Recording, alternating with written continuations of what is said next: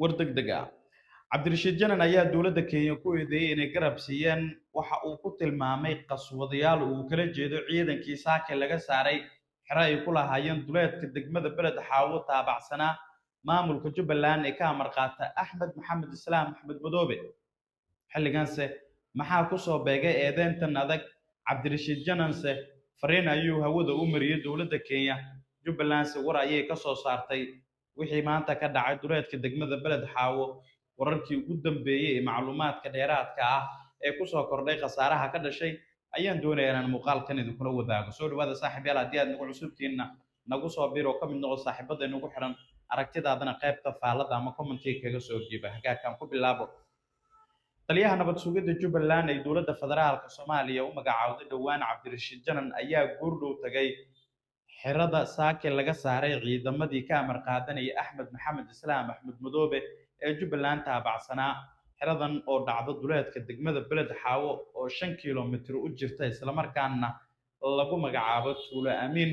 waxa uu markii uu tagay halkaasi uu kormeer hindheendeen uu ku sameeyay xerada isagoo oo warbaahinta la hadlay xilli wajigiisu ay ka muuqanaysa caro xoogan waxa uu weerar afka ah uu ku qaaday dowladda Kenya isla markaana uu sheegay in halkaasi ciidankii ku sugnaa ay uga dhistay difaacyo kadib markii gaadiidka la yiraahdo cagaf-cagafta oo dalka Kenya laga keenay halkaasi ay si toos ah uga howlgaleen wuxuuna sheegay in dowladda Kenya ay garab ku siisay waxa uu ugu yeeray qaswadayaal uu kala jeedo ciidamadii Jubbaland ee taabacsanaa Axmed Maxamed Islaam Axmed Madoobe ee dagaalka looga saaray degmadaasi wuxuuna sheegay in dowladda Kenya imikan ay uga fadhiyaan inay dib u soo celiso gaadiidka iyo hubka laga talaabsiyay xadka isla markaana ciidankaas ay la baxsadeen oo uu sheegay inay tahay gaadiid iyo hub qaranka Soomaaliya leeyahay dowladda Kenya gaar ahaan maamulka waqooyi bari ayuu arrintan ugu baaqay laamaheeda amniga inay si degdeg ah uga howlgalaan adka tarjayga ahaa ay qoteen ma qodin arrintaas aragtaan dad gacantiisa lagu ma qodin cagaf baa qortay waa aragtaan cagaf tiraadkeedii waa aragtaan cagaftan lagama lahayn Soomaaliya waxaan rabnaa dowladda aan dariska nahay ee Kenya oo haddana ku dhex carareen dadka burcadka ah ee dowladdiidka ah labada dowladood waa daris cadowha calaamad u dhaxayso aan garan karana ma lahan laakiin ma aqbali karno caalamkana waa arkaa waxaan meesha yaallo in cagaf dal kale laga keenay ay ciidamo burcad ah oo dalkii Soomaaliya dhibaateynayo oo qarannimadii Soomaaliyeed diidan inay noocan u qotaan cagafyo oo ugu qadaan wax la aqbali karo ma ahan waxaan rabnaa dowladda Kenya baaq baan u direynaa oo dariska nahay ilaahay baa daris naga dhigay anaka maana dalbanin darisnimada dalka Kenya waxaan rabnaa ciidamada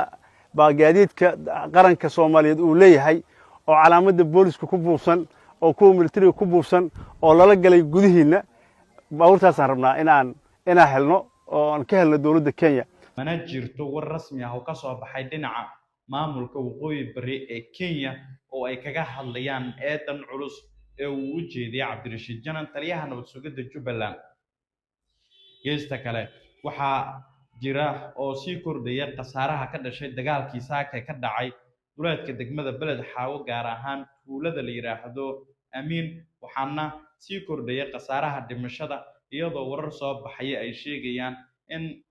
dhimashada ay kor u dhaafayso ilaa iyo 15 ruux oo isugu jira dhinacyada dagaalka uu dhaxmaray waa ciidamada dowladda federaalka iyo kuwa maamulka Jubbaland halka dhaawacyada ay ku jiraan saraakiil ciidan uu ka mid yahay taliyaha booliiska gobolka Gado halkaas laga soo qaaday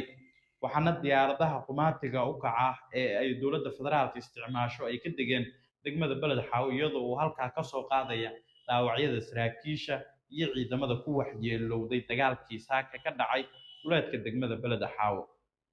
madaxweyne ku-xigeenka maamulka Jubbaland oo laanta afka Soomaaliga ah ee BBC-da la hadlay waxa uu madaxweyne Xasan Sheekh Maxamuud iyo ra'iisul wasaare Xamse Cabdi Barre uu ku eedeeyay in wiilal Soomaaliyeed ay isku laaynayaan isaga oo sheegay in carqaladeyn dhinaca amniga ah ay ka sameeyeen gobolka Gado uu sheegay in duulaan lagu qaaday xero ay ciidamada Jubbaland ku sugnaayeen oo uu sheegay in ay ahayd arrin laga habboonaa diiwaankana u galayso sida uu hadalka u dhigay marka la eego xaaladda gobolka Gado marba marka ka dambaysa waxa ay u muuqanaysaa mid cagaha la sii galaya colaad hor leh. Jubbalandse waxa ay ciidamo ku daadgureynaysaa degmooyinka weli ay ku awood badan yihiin sida Doolow iyo Luuq. Wixii warar ah ku soo kordha wararkeeni warbixinadeena dambe ayaad ku daawan doontaa. Nala sii jooga saaxiibayaal, nabadgelyo. بسم الله الرحمن الرحيم الحمد لله رب العالمين ثم الصلاة والسلام على رسول الله وعلى آله وصحبه أجمعين اللهم توفقوا لما تحب وترضى أدي أدبا أمهسيهين دلنيردي سلاكيشي ciidamadii xoogga dalka Soomaaliyeed waajibaadka qiimaha badan saaka gutay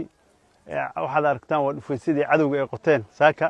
waxaan waa baabuur god loogu talagalay intaan la eg waxaan horey u soo marnay difaaci adkaa ee tarjayga ahaa ay qoteen ma qodin arrintaas aragtaan dad gacantiisa laguma qodin cagaf baa qortay waa aragtaan cagafta raadkeedii waa aragtaan cagaftaan lagama lahayn Soomaaliya waxaan rabnaa dowladda aan dariska nahay ee Kenya oo haddana ku dhex carareen dadka burcadka ah ee dowladdiidka ah labada dowladood waa daris cadowha calaad hadduu u dhexayso aan garan karana ma lahan laakiin ma aqbali karno caalamkana waa arkaa waxaan meesha yaallo in cagaf dal kale laga keenay ay ciidamo burcad ah oo dalkii Soomaaliya dhibaateynayo oo qarannimadii Soomaaliyeed diidan inay noocan u qotaan cogafyo ugu qodaan wax la aqbali karo ma ahan waxaan rabnaa dowladda Kenya baaq baan u direynaa oo dariska nahay ilaahay baa daris naga dhigay annaka maana dalbanin darisnimada dalka Kenya waxaan rabnaa ciidamada baagaadiidka qaranka Soomaaliyeed uu leeyahay oo calaamadda booliska ku buufsan oo kuwa militariga ku buufsan oo lala galay gudihiina baabuurtaasaan rabnaa inaan helno oo aan ka helno dowladda Kenya sababtoo ah dal Soomaaliya oo meena cararin marka horena dal Soomaaliya kama soo gudbin halkan markii la qodaayay oo cagafta dalka Kenya laga keenay halkan qodaysay dalka Kenya kama soo gudbin markaas saaka dagaal baa dhacay ciidamada Soomaaliyeed ciidanka militariga sugidda iyo booliska waajibaadkii halkan ka guteen oo u mahad celinaya say u ilaaliyeen xorriyadda dalkooda qarannimada dalkooda oo geesinimada lana waa u mahad celinaya dowladda Kenya oo aan dariska nahayna waxaan ka rabnaa cagaftaan dalka Kenya laga leeyahay waxaan qoday oo dhufayska intaan la eg jeexday oo tarjayga ah isla gaadiidka ay wateena godadka intaan la eg u qoday waxaan u baahannahay oo uga baahannahay laamaha amniga dowladda Kenya annagu qori hadduu xaqiina soo maro waa idin celinaa marqaati bay leedahay qori haddii dowladda Kenya lagala soo goosto oo xaggaygu uu soo aado waxa gacantoodu ay gashay ay tahay waxa gacantoodu ay gashay ay noqoto ciidamada ama laamaha amniga meel ay gacanta ka soo qaban karaan waa soo qabanaa waxaan rabnaa hubka dowladda Soomaaliyeed ay leedahay calaamadda booliska ku buufsan dalkiina galay dowladda Kenya arrintaasaan ka rabnaa gaar ahaan laamaha amniga ee Madheera ka shaqeynayaan ka rabnaa aad iyo aad baa u mahadsantihiin